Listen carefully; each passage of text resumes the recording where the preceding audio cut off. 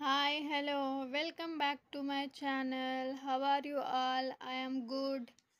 చలో ఈరోజు రెసిపీ ఏంటో తెలుసా? డ్రై ఫిష్ విత్ గోంగూర. వినడానికి కొత్తగా ఉందా? టేస్ట్ కూడా కొత్తగా టేస్టీగా చాలా బాగుంటుంది. ఇప్పుడు అచ్చ తెలుగులో చెప్పనా? వట్టి చేపల కూర. సో ఈ వట్టి చేపలు ఎంతమందికి ఇష్టమో లేదో తెలియదు, కానీ దీనివల్ల చాలా బెనిఫిట్స్ ఉన్నాయి. ఎండి చేపలలో ఎక్కువ ప్రోటీన్స్ ఉంటాయి.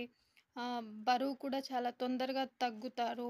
ఒమేగా ఫ్యాటీ యాసిడ్స్ ఉంటాయి, ఒమేగా 3 ఫ్యాటీ యాసిడ్స్ ఉంటాయి, అయోడిన్, జింక్, రాగి, కాల్షియం ఇలాంటివి కూడా ఉంటాయి. సో వారానికి వన్ టైం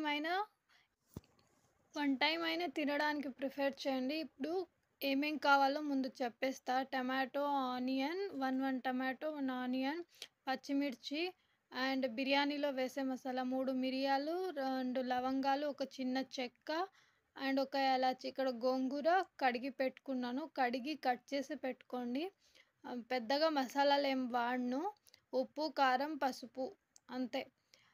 ఇది ఎందుకు బాయిల్ చేశానంటే ఎండు చేపలు అనేవి బయట ఎక్కడెక్కడో ఆరబెట్టేసి ఉంటారు కదా, అందులో మట్టి ఉంటుంది.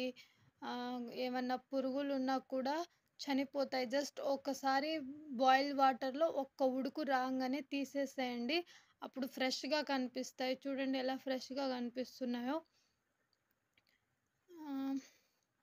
ఇప్పుడు నెక్స్ట్ ఎలా చేయాలో చెప్పేస్తాను, చూసేయండి టకటక. ఒక ప్యాన్ తీసుకొని అందులో ఆయిల్ పోసుకోండి. ఆయిల్ కొంచెం ఎక్కువ పడుతుంది దీంట్లోకి, ఎందుకంటే ఫ్రై చేస్తున్నాం కదా అందుకని. సో బిర్యానీ మసాలాలు వేసేస్తున్నా. పచ్చిమిర్చి, కరివేపాకు,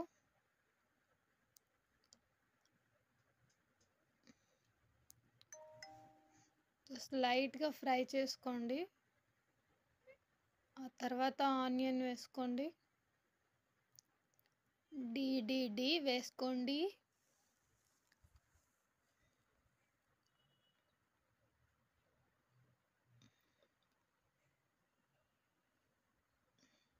ఆనియన్ ఫ్రై చేసేటప్పుడు మాత్రమే గ్యాస్ హై ఫ్లేమ్లో ఉండాలి, తర్వాత మొత్తం సిమ్లోనే పెట్టుకొని చేసుకోవాలి.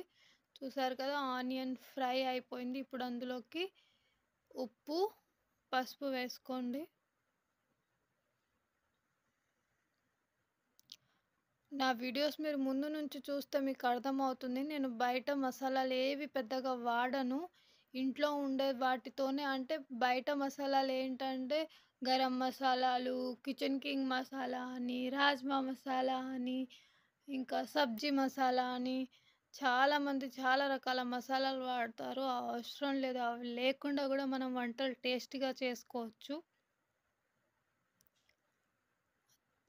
ఆనియన్ ఫ్రై అయ్యాక టమాటా వేసుకోండి.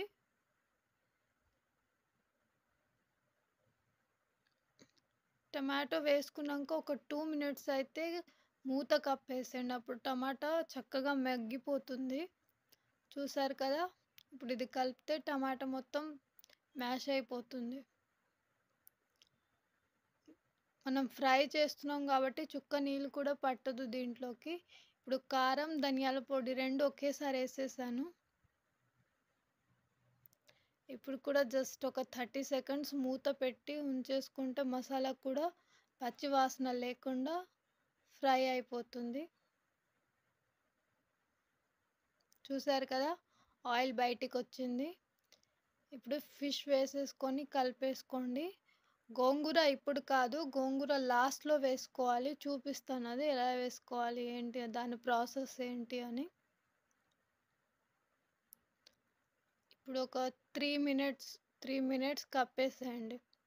ఆల్రెడీ బాయిల్ వాటర్లో ఒకసారి ఉడికించాం కాబట్టి ఫిష్ ఉడకడానికి పెద్దగా టైం ఏం పట్టదు.